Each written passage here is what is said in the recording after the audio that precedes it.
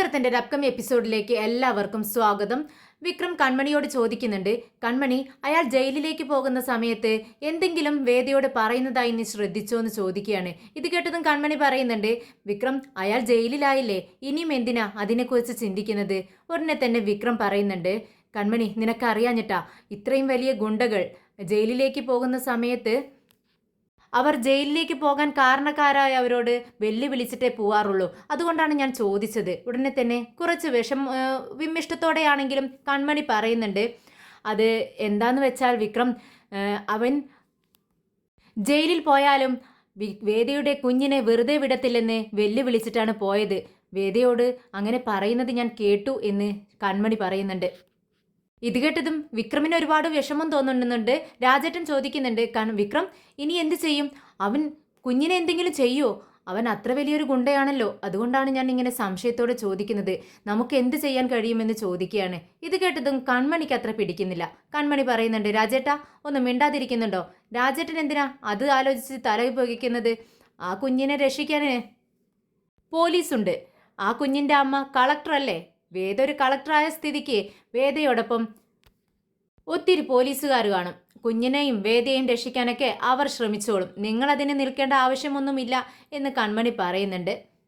ആ രാജേട്ടാ അതൊക്കെ നമുക്ക് എന്താന്ന് വെച്ച് ചെയ്യാം. പിന്നെ കൺമണി, എന്തായാലും നീ ചെയ്ത ഈ വർക്കുണ്ടല്ലോ അതെന്തായാലും അടിപൊളിയായിട്ടുണ്ട്, ഞാൻ വിചാരിച്ച പോലെ തന്നെ കാര്യങ്ങളെല്ലാം നടന്നു. എന്തായാലും ഞാൻ നിനക്കൊരു വാക്ക് തന്നിട്ടുണ്ടായിരുന്നു, നീ അവനെ ജയിലിലാക്കി കഴിഞ്ഞാൽ നീ ആഗ്രഹിക്കുന്ന എന്ത് കാര്യവും ഞാൻ സാധിപ്പിച്ചു തരുമെന്ന് നിനക്ക് ഞാൻ വാക്ക് തന്നിട്ടില്ലേ, എന്താ നിനക്ക് ആവശ്യമെന്ന് ചോദിക്കുകയാണ്. ഉടനെ കൺമണി പറയുന്നുണ്ട്, വിക്രം എൻ്റെ ആവശ്യം ഞാൻ ഇപ്പോൾ തുറന്നു പറയുന്നില്ല, പറയും ഒരു ദിവസം ഞാനത് പറയുന്ന ഒരു ദിവസം വരും, ആ ദിവസം ഇപ്പോൾ അടുത്തിട്ടില്ല, കുറച്ച് ദിവസങ്ങൾ കൂടി കഴിയട്ടെ. പക്ഷേ വിക്രം വാക്ക് പാലിക്കില്ലേന്ന് ചോദിക്കുക. ഉടനെ തന്നെ വിക്രം പറയുന്നുണ്ട്, കൺമണി ഞാൻ ഇതുവരെ ആർക്കെങ്കിലും വാക്ക് കൊടുത്തിട്ടുണ്ടെങ്കിൽ അത് ഞാൻ പാലിച്ചിട്ടേ ഉള്ളൂ, ഇന്ന് വരെ ഞാൻ എൻ്റെ വാക്ക് തെറ്റിച്ചിട്ടില്ല, നീ എന്ത് ആഗ്രഹം വേണമെങ്കിലും പറഞ്ഞോ, ഞാനത് സാധിപ്പിച്ചു തരുമെന്ന് പറയുന്നു.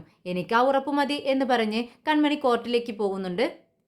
കൺമണി പോയതും രാജേട്ടൻ വിക്രമിനോട് ചോദിക്കുന്നുണ്ട്, വിക്രം കൺമണി പറയുന്നതൊന്നും നീ ശ്രദ്ധിക്കേണ്ട കേട്ടോ, നമ്മളുടെ സുഡർമോളെ രക്ഷിക്കേണ്ട ഉത്തരവാദിത്തം നമുക്കാണ്, പോലീസുകാർക്ക് അത്ര വലിയ ഉത്തരവാദിത്തമൊന്നും ഉണ്ടാവത്തില്ല.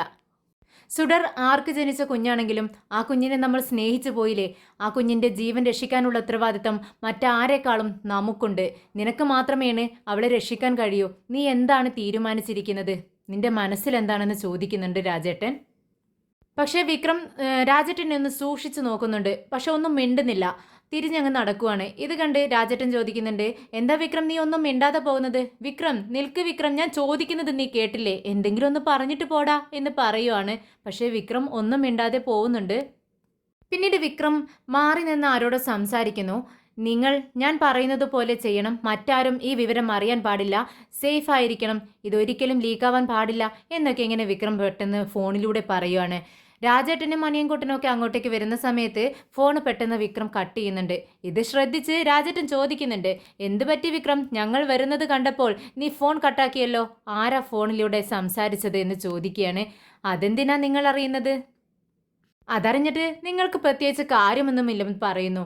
ഉടനെ തന്നെ അനിയൻകുട്ടൻ പറയുന്നുണ്ട്, വിക്രമേട്ടാ രാജേട്ടൻ ഇന്നലെ ഉറങ്ങിയിട്ടേയില്ല, രാത്രി മുഴുവനും സുഡർമോളെ കുറിച്ച് ഇങ്ങനെ സംസാരിച്ചുകൊണ്ടേയിരിക്കുന്നു, സുഡർമോൾക്ക് എന്തെങ്കിലും സംഭവിക്കുമോ എന്നാണ് രാജേട്ടൻ്റെ പേടി.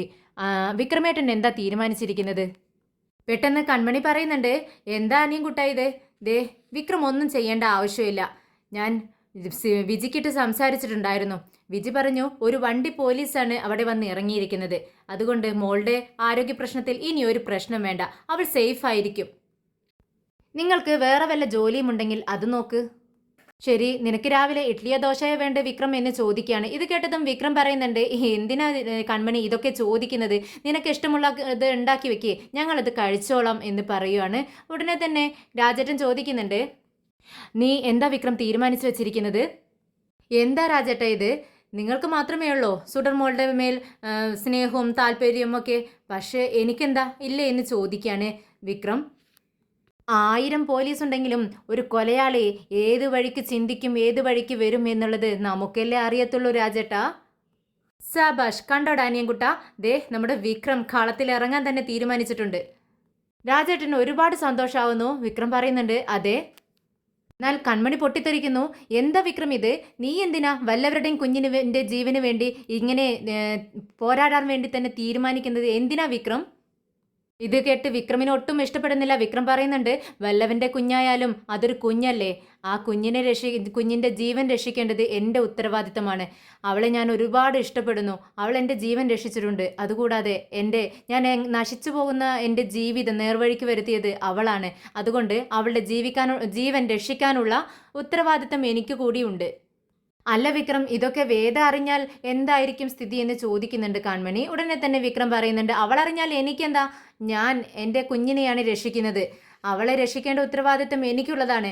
ആരറിഞ്ഞാലും എനിക്ക് ഒരു പ്രശ്നവുമില്ല. അല്ല, ഈ വേദിയുടെ സ്വഭാവം അത്ര ശരിയല്ല എന്നാണ് പറഞ്ഞു കേട്ടത്.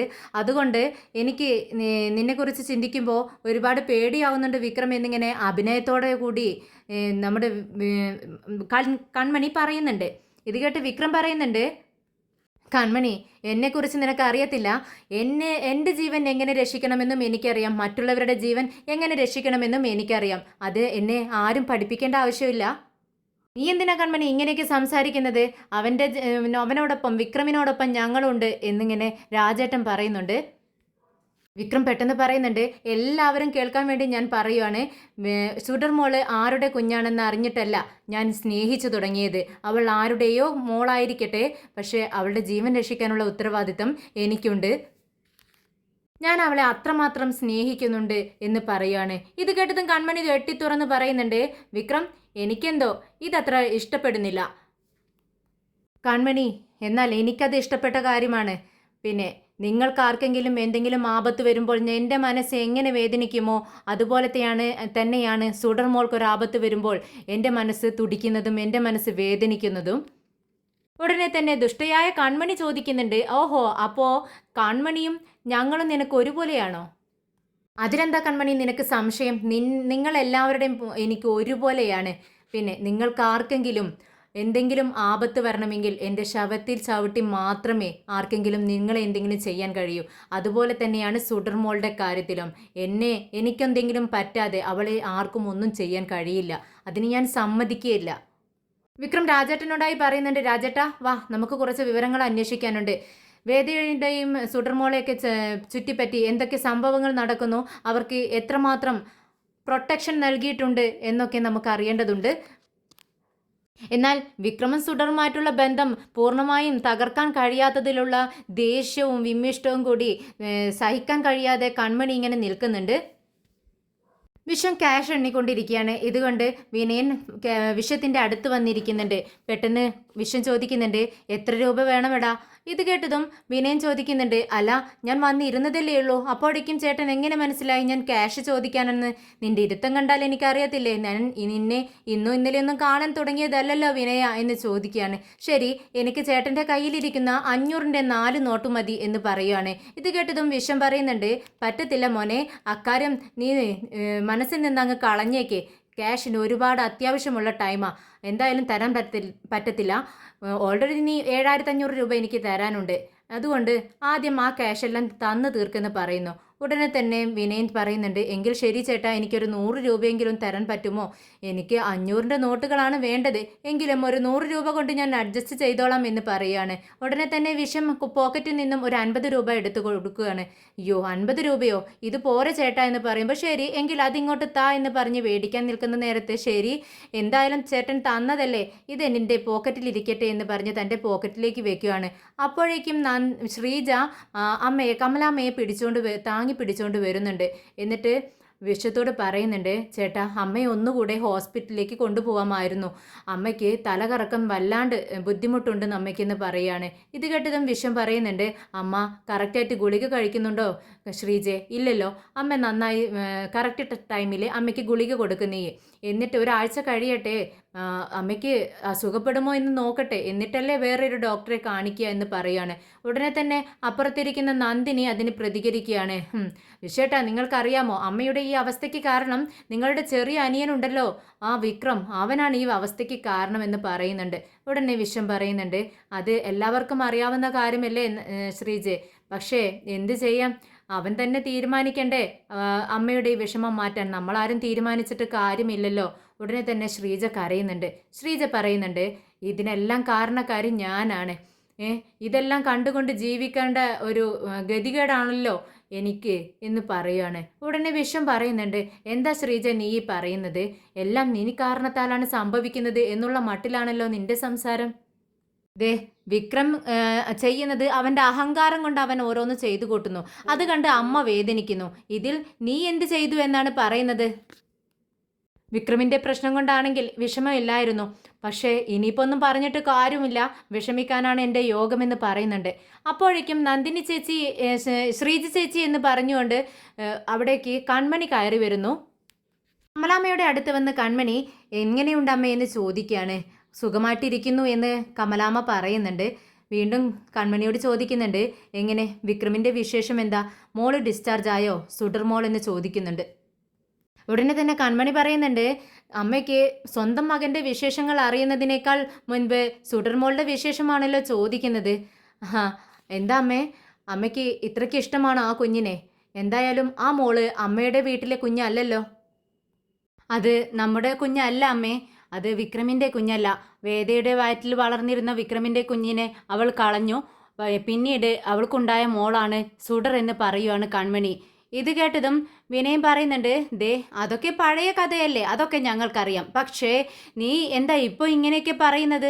ഇത് കേട്ടതും നന്ദിനി പറയുന്നുണ്ട്, ദേ അവൾ അതും ചെയ്തും അതിന് വലുതും ചെയ്യും. എനിക്കറിയാമായിരുന്നു ഇതിങ്ങനെയൊക്കെ തന്നെ സംഭവിക്കൂ എന്ന്. പക്ഷേ അതിപ്പോൾ ഞാൻ പറഞ്ഞാൽ ആരും വിശ്വസിക്കത്തില്ലല്ലോ. ദേ നന്ദിനി, നീയൊന്നും മിണ്ടാതിരിക്കുന്നുണ്ടോ? വേദ അങ്ങനെയുള്ള ആളല്ല, വേദ അങ്ങനെയൊന്നും ചെയ്യില്ല എന്ന് പറയുന്നുണ്ട് ശ്രീജ.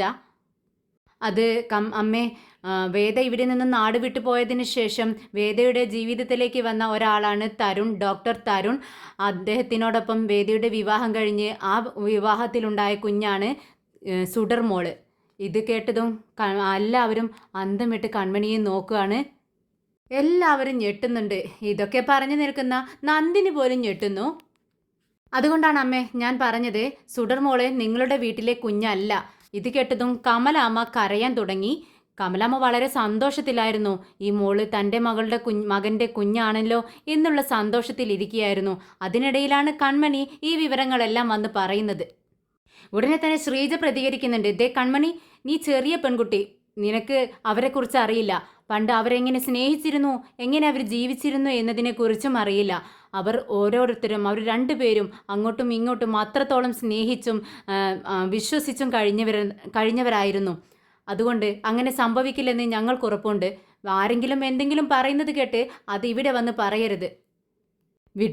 വിക്രം ആരെന്ന് പോലും അറിയാത്ത സമയത്ത് അവൻ തന്നെ മതി, അവനെ വിട്ട് ഞാൻ പോകത്തില്ല എന്ന് പറഞ്ഞുകൊണ്ട് ഇവിടെ സത്യാഗ്രഹം ഇരിക്കുന്നത് പോലെ ഇരുന്നു കൊണ്ട് സ്വന്തമാക്കിയതാണ് വേദ വിക്രമിനെ. നീ എന്തിനാ കൺമണി ഇങ്ങനെയൊക്കെ പറയുന്നതെന്ന് ചോദിക്കുകയാണ്. ഉടനെ തന്നെ കൺമണി ചോദിക്കുന്നുണ്ട്, ദേ സത്യം സത്യമല്ലാതായി തീരില്ലല്ലോ ശ്രീജേച്ചി, ഞാൻ പറയുന്നതാണ് സത്യം. ഉടനെ നന്ദിനി പറയുന്നുണ്ട്, ദേ കൺമണി പറ, ബാക്കി കൂടെ പറ. അപ്പോൾ ആ കുഞ്ഞ് അവളുടെ കുഞ്ഞാണ്, ആ തരുണിന് പിറന്ന കുഞ്ഞാണോ എന്ന് ചോദിക്കുകയാണ്. ഇത് കേട്ടതും വിനയം പറയുന്നുണ്ട്, ദേ നന്ദിനി, നീ എന്തായി പറയുന്നത്? അതാണോ ഇപ്പം നമുക്കിവിടെ ഉള്ള പ്രശ്നം? ഇത് കേട്ടതും നന്ദിനി പറയുന്നുണ്ട്, എന്താ അതൊരു പ്രശ്നമല്ലേ? അത് തന്നെയാണ് എൻ്റെ പ്രശ്നം. കൺമണി, നീ ഇതൊന്നും കണ്ട് ഭയക്കണ്ട. ദേ എന്ത് വന്നാലും ഞാൻ ഏറ്റു. നീ പറ, ബാക്കി കഥ കൂടെ പറ എന്ന് പറഞ്ഞ് നന്ദിനി കൺമണിയെ പ്രോത്സാഹിപ്പിക്കുന്നുണ്ട്. ഉടനെ ശ്രീജ പറയുന്നുണ്ട്, കൺമണി നീ ഒന്നും പറയണ്ട, നീ എന്ത് പറഞ്ഞാലും ഞങ്ങൾ ആരും വിശ്വസിക്കില്ല. ദേ വിക്രം, അവന് വേണ്ടി വേദ വിക്രമിന് വേണ്ടി എത്രത്തോളം സഹിച്ചിട്ടുണ്ടെന്നറിയാവോ? അവന് വേണ്ടി ഞങ്ങളോടെല്ലാം ഇതാ ഈ ഇരിക്കുന്ന അമ്മയോട് പോലും പോരാടിയിട്ടാണ് അവൾ ജയിച്ചത്. എന്നിട്ടാണ് അവനെ സ്നേഹിച്ചതും. അതുകൊണ്ട് അവൾ അങ്ങനെ ചെയ്യുമെന്ന് നീ ആര് പറഞ്ഞാലും ഞങ്ങളത് വിശ്വസിക്കില്ല. ഇത് കേട്ട് കൺമണി പറയുന്നത്, ചേച്ചി പറയുന്നത് ശരിയാ, ആ കഥകളൊന്നും എനിക്ക് അറിയില്ല. പക്ഷേ ഇപ്പോൾ നടക്കുന്ന കാര്യം, ഇപ്പോൾ നടന്നു കഴിഞ്ഞ കാര്യമാണ് ഞാനീ പറയുന്നത്. എന്തായാലും വേദയും തരുണും തമ്മിലുള്ള വിവാഹം കഴിഞ്ഞു. ഇനി അത് പറഞ്ഞിട്ടൊന്നും കാര്യമില്ല. ഞാൻ സത്യ പറയുന്നത്. ഇപ്പോൾ സുഡർമോളുടെ ജീവൻ രക്ഷിച്ച ആ ഡോക്ടർ ഉണ്ടല്ലോ തരുൺ, ആ തരുൺ തന്നെയാണ് വേദയുടെ രണ്ടാമത്തെ ഭർത്താവ്. ഇത് കേട്ട് കരഞ്ഞുകൊണ്ട് കമലാമ്മ ചോദിക്കുന്നുണ്ട്, കൺമണി നീ സത്യമാണോ പറയുന്നത്? ഇല്ല, ഞാനിത് വിശ്വസിക്കില്ല എന്ന് ശ്രീജ പറയുന്നുണ്ട്. എന്നാൽ നന്ദിനി പറയുന്നുണ്ട്, ചേച്ചിക്ക് വിശ്വസിക്കാതിരിക്കാൻ പറ്റില്ല. എന്തുകൊണ്ടാണെന്നറിയോ? ഇത് ഒരു വക്കീലാണ്, കൺമണി ഒരു വക്കീലാണ്. ഒരു തെളിവുമില്ലാതെ കൺമണി ഇങ്ങനെയൊന്നും പറയില്ല. എന്താ എന്താ തെളിവെന്ന് ചോദിക്കുന്നുണ്ട് നന്ദിനി. അത് വേദയുടെ കൂടെ ഇരിക്കുന്നവർ തന്നെ, വേദയ്ക്ക് വേണ്ടപ്പെട്ട വിശ്വസ്തരായ ആളുകൾ തന്നെയാണ് എന്നോട് ഇക്കാര്യം പറഞ്ഞത്. അതുകൊണ്ടാണ് എനിക്കിത്ര ഉറപ്പ്. ഇല്ല, ഞാനിത് വിശ്വസിക്കില്ല. വേദ വിക്രമിനെ എത്രത്തോളം സ്നേഹിച്ചിരുന്നു എന്ന് എനിക്കറിയാം. അതെനിക്ക് മാത്രമേ അറിയൂ. അതുകൊണ്ട് ഞാൻ നിങ്ങൾ എന്ത് പറഞ്ഞാലും വിശ്വസിക്കില്ല. വായിൽ തോന്നുന്നതൊക്കെ വിളിച്ചു പറയരുത് കൺമണി എന്ന് പറയുന്നുണ്ട് ശ്രീജ. അയ്യോ ചേച്ചി, ഞാനും ആദ്യമൊന്നും വിശ്വസിച്ചില്ല. അപ്പോഴാണ് സോഷ്യൽ മീഡിയയിൽ നിന്നും എനിക്ക് ഈ ഫോട്ടോ ലഭിച്ചത് എന്ന് പറഞ്ഞുകൊണ്ട് കൺമണി തൻ്റെ കയ്യിലുണ്ടായിരുന്ന ആ ഫോട്ടോ എടുത്ത് കാണിക്കുകയാണ്. കൺമണി ഓൾറെഡി ഇവരെയെല്ലാം തെറ്റിദ്ധരിപ്പിക്കാൻ വേണ്ടി തന്നെയാണ് അവിടെ വന്നിരിക്കുന്നത്. വേദയും തരുണും ഒപ്പം നിൽക്കുന്ന ആ ഫോട്ടോ കണ്ട് എല്ലാവരും ഞെട്ടുന്നുണ്ട്. നന്ദിനി ഫോൺ മേടിച്ച് അത് തിരിച്ചും മറിച്ചും ഒക്കെ സെർച്ച് ചെയ്യുകയാണ്. ഇത് കണ്ട് കൺമണിക്ക് പേടിയാവുന്നുണ്ട്. അയ്യോ, ഇവരിങ്ങനെ ഫോട്ടോ ഇത്രമാത്രം സൂക്ഷിച്ചു നോക്കിയാൽ ഇത് എഡിറ്റ് ചെയ്തതാണെന്ന് അവർക്ക് പെട്ടെന്ന് പിടുത്തം കിട്ടുമല്ലോ എന്ന് പറഞ്ഞുകൊണ്ട് പെട്ടെന്ന് കൺമണി ആ ഫോൺ അങ്ങ് മേടിക്കുകയാണ്. അല്ല ചേച്ചി, ആരെപ്പം മാറുമെന്ന് ആർക്കറിയാം? എല്ലാം പെട്ടെന്നല്ലേ സംഭവിക്കുന്നത്. ഹോസ്പിറ്റലിൽ വെച്ച് ആ തരുണും വേദയും കൂടി കെട്ടിപ്പിടിച്ച് നിൽക്കുന്ന സീന് കണ്ട് നമ്മുടെ വിക്രം ആകെ തകർന്നു പോയി. അയ്യോ എൻ്റെ കുഞ്ഞ് എന്ന് പറഞ്ഞുകൊണ്ട് കമലാമ്മ തലയ്ക്ക് കൈ കൊടുത്തുകൊണ്ട് കരയുന്നുണ്ട്. പെട്ടെന്ന് വിനയം ചോദിക്കുന്നുണ്ട്, അല്ല അല്ല മേഡം, ഈ വേദ നിയമമൊക്കെ പഠിച്ച ആളല്ലേ, അതുകൊണ്ട് തന്നെ ഒരാൾ ഒരു വിവാഹം കഴിച്ച് അത് ഡൈവോഴ്സ് ചെയ്യാതെ മറ്റൊരു വിവാഹം കഴിക്കാൻ പറ്റുമോ? ഇല്ലല്ലോ, പിന്നെ എങ്ങനെ ഈ വിവാഹം നടന്നു എന്നിങ്ങനെ ചോദിക്കുകയാണ്. അതിനെല്ലാം വിനയേട്ട, നിയമങ്ങൾ വേറെയുണ്ട്. 8 വർഷം ഭാര്യയും ഭർത്താവും ഒരു ബന്ധമില്ലാതിരുന്നാൽ അവർ തമ്മിൽ പിരിഞ്ഞു എന്നുള്ളതാണ് അർത്ഥം. അങ്ങനെയുള്ള നിയമങ്ങളൊക്കെയുണ്ട്.